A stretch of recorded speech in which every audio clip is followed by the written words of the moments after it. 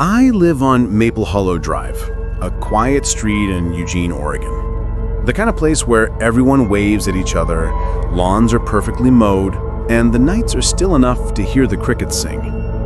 But there's one house at the end of the cul-de-sac that's different. It belongs to Mr. Alden, my neighbor. He's lived there longer than anyone else, and according to local gossip, he hasn't slept in over 15 years. At first, I thought it was just a rumor, until I saw it myself. Every night, around 2:47 a.m., the light in his upstairs window flickers on. You can see his silhouette pacing, slow and deliberate, like a man trapped in a loop. Sometimes he stares out the window for hours, not moving, not blinking, just watching. I used to joke about it with my friends, but last winter, curiosity got the better of me. One freezing night, when the fog was thick enough to blur the streetlights, I decided to check on him. His front door was slightly open. The inside smelled like burnt coffee and something metallic. I called out his name. No answer. Then I heard it. A low hum coming from the basement, like electricity vibrating through the walls. When I stepped closer, the air grew heavier and the humming got louder. My phone's flashlight began to flicker, and for a split second, I thought I saw shadows moving along the walls, shapes that didn't match mine. I reached the basement door.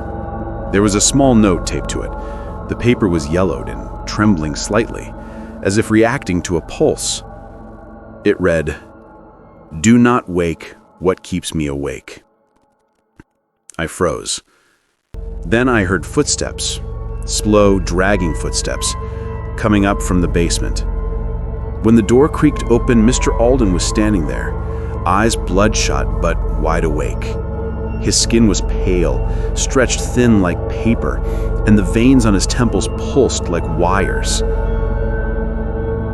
"Don't come down here again," he whispered. "There's something that doesn't sleep because I can't." Before I could speak, every light in the house shut off. The hum stopped. Silence swallowed everything. I ran home that night, shaking so badly that I could barely lock my door. But around 3 a.m., I looked out my window and saw that familiar glow in his window again. He was pacing, watching, awake. The next morning, I went online and searched Maplewood Drive and his name. What I found still gives me chills.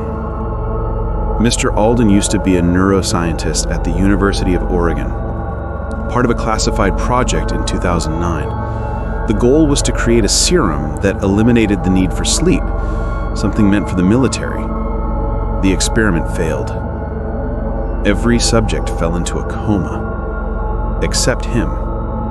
But awake wasn't the right word.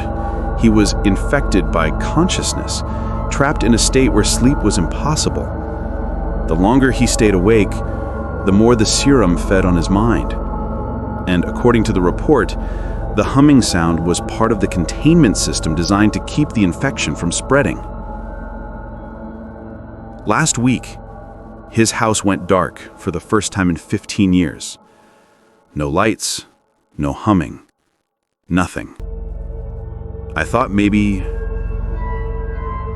he finally found peace. Until last night. I woke up at 2:47 a.m. to that same humming sound, but it wasn't coming from his house anymore. It was coming from my basement.